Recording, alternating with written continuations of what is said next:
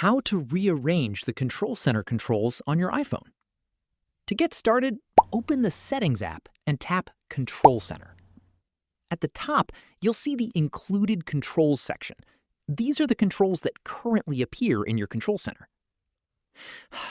To change their order, press and hold the 3-line handle on the right side of any control. Then simply drag it up or down to move it to your preferred position. Once you release your finger, the new order is saved automatically. You can repeat these steps for any other controls until your layout is exactly how you want it. To check your changes, swipe up from the bottom of the screen to open the control center on your iPhone. You'll now see the controls displayed in the new order you selected. That's it. You've successfully rearranged your control center controls. If this tutorial helped, don't forget to like this video and subscribe for more iPhone tips, iOS tutorials, and easy tech guides.